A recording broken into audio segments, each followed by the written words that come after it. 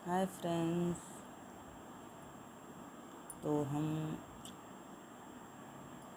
आशा करते हैं आप लोग खुश होंगे और अपने अपने तैयारी कर रही होंगे। तो हम पढ़ा रहे थे आप लोगों को, कहानी समझा रहे थे जो आधुनिक हिंदी का साहित्य का इतिहास है उसको। तो हमने जहाँ आप लोगों को बताया था कि जो हमारे गांव छोटे छोटे गणतंत्र थे वो अपने गांव तक ही सीमित थे। उसके आगे जो मतलब परिस्थितियाँ थीं वो आप लोगों को हम ये बुक है जो बच्चन सिंह की, उसमें लिखे शब्दों के द्वारा हम अपनी भाषा में व्यक्त कर रहे हैं आपके साथ। तो इसमें गांव की ज़मीन पर सबका समान अधिकार था। मतलब गांव की जो ज़मीन होती थी उस पे सबका समान अधिकार था। किसान खेती करता था, लोहार, बढ़ई, कुम्हार, नाई, धोबी आदि, गौड़ यानी कि तेली आदि गांव की अन्य आवश्यकताएं पूरी करते थे। मतलब पूरी करते थे। तो पेशा जाति यानी कि जो जिसका मतलब पेशा था यानी कि कार्य था वो सब अपना निश्चित होता था। और एक जाति का दूसरी जाति का पेशा यानी कि दूसरी जाति का कार्य नहीं करता था, क्योंकि इसके लिए वह स्वतंत्र नहीं था। नगर और गांव अपनी अपनी इकाइयों में पूर्ण और दूसरे से असंबद्ध थे। नगर 3 तरह के थे। एक पहला था राजनीतिक महत्व के नगर, और दूसरा था धार्मिक नगर, और तीसरा था व्यापारिक नगर। तो नगरों में मूल्यवान वस्तुओं का जैसे नगरों में मूल्यवान वस्तुओं का निर्माण होता था, और रत्न जड़ित आभूषण, बारीक सूती रेशमी वस्त्रों, हाथी दांत की मीनाकारी वस्त्रों की रंगाई आदि के लिए इन देशों की अंतर्राष्ट्रीय ख्याति थी। इन पर इन वस्तुओं की खपत धनी वर्ग में होती थी।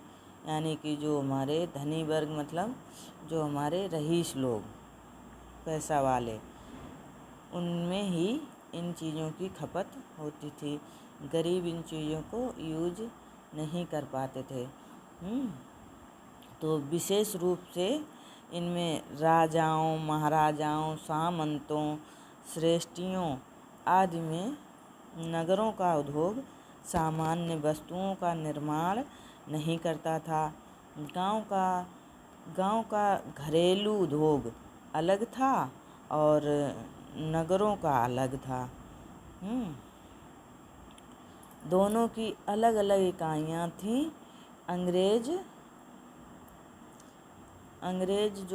अंग्रेज व्यापारियों से इस देश को अपना बाजार बनाने के लिए यहाँ के बारीक धंधों को बहुत कुछ नष्ट कर दिया। यानी कि वो अपना जो भी था उसके चलते इन लोगों को धंधे को ज़्यादा चलने नहीं देते थे। जो कुछ बाकी बचे थे वे नई सामाजिक व्यवस्था के कारण नष्ट हो गए। अंग्रेजी राज्य की स्थापना के साथ साथ इस देश की सामाजिक संगठना में विघटन और परिवर्तन आरंभ हो जाता है। यूं अंग्रेज़ों की विजय की मतलब जिम्मेदारी यहाँ की स्थिर आर्थिक व्यवस्था पर ही नहीं है।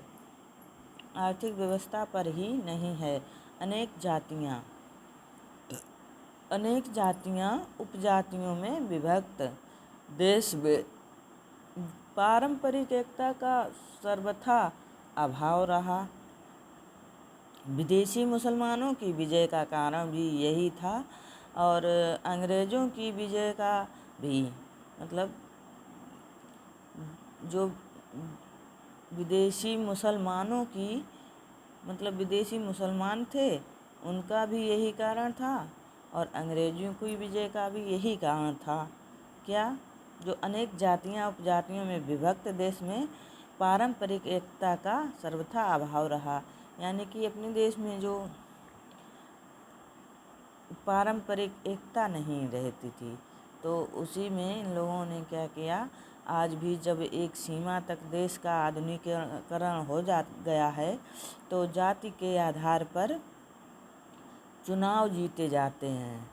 ठीक है, जो जाति के आधार पर ही चुनाव जीते जाते हैं, नियुक्तियां होती हैं और पुरातन आर्थिक व्यवस्था के छिन्न भिन्न होने पर भी जाति प्रथा शिथिल तो हुई पर मिट नहीं सकी। शिथिल हुई मतलब कमज़ोर हुई पर मिट नहीं सकी। आधुनिक साहित्य में भी इस प्रथा पर करारी चोट की गई पर वह किताबी बनकर रह गई। आर्थिक ढांचे के परिवर्तन के साथ अधिरचना के ढांचे को भी अन्य स्तर पर मूलतः बदलने की ज़रूरत बनी हुई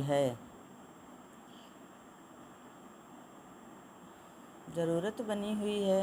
तो अंग्रेज़ों ने वही है कि अपने बिजनेस को, अपने व्यापार को स्थापित करने के लिए हमारा जो है, हमारे आपस में ही मतभेद पैदा करके, फूट डाल के अपना कारोबार स्थापित किया और वो सफल भी हुए। उसी तरह उन्होंने अपना कारोबार स्थापित किया, उसी तरह अपने देश में जम गए और अपने देश पे राज्य भी किया। जो आर्थिक परिवर्तन अंग्रेज़ों द्वारा ले आया गया वह मुसलमान आक्रमणकारियों द्वारा संभव नहीं था। इनके आगमन से सामाजिक रीति रिवाजों में कहीं संकोच और कहीं विस्तार दिखाई पड़ा। मुसलमान यायावर थे, यायावर मतलब ताकतवर, और सामाजिक विकास की दृष्टि से वे पिछड़े हुए थे। उनकी स्थिति पूर्व सामंतीय थी, इसलिए वे विजयी होकर भी यहीं की उच्चतर सभ्यता से अंशतः विजित हो गए। तो अपने देश में मुग़लों ने और अंग्रेज़ों ने कितना कुछ किया और अपने देशवासियों ने कितना संघर्ष किया, कितना विद्रोह किया, कितनी लड़ाइयाँ लड़ी, उसके बावजूद हमारा देश आज़ाद हुआ था। और जिन लोगों ने अपनी कुर्बानी कर दी, उनको पूरा जीवन ही निछावर कर दिया देश के लिए। हमारे भगत सिंह, आज़ाद, चंद्रशेखर और सुभाष चंद्र बोस और काफ़ी महान लोग ने अपना बलिदान किया और उनका बलिदान व्यर्थ नहीं गया। अंततः हमारा देश आज़ाद ही हुआ। सो फ्रेंड्स, अगर मेरी आधुनिक हिंदी साहित्य का इतिहास है, जो जानकारी है, मैं अपने भाषा में व्यक्त कर का प्रयास कर रही हूँ और आपको अगर अच्छी लगे तो प्लीज़ हमारे चैनल को सपोर्ट करें। Thank you. आपका दिन शुभ हो और आपकी सारी इच्छाएं पूरी हों। आप जो भी समय अपनी तरक्की में खर्च करते हैं, हमें ज़्यादा लगन और मेहनत की ज़रूरत है। हर चीज़ को कंठस्थ नहीं, कहानी के रूप में अगर पढ़ें तो ज़्यादा दिमाग में बैठता है। तो फ्रेंड, अपनी तैयारी, अपनी मेहनत को लक्ष्य तक पहुंचाएं। Thank you.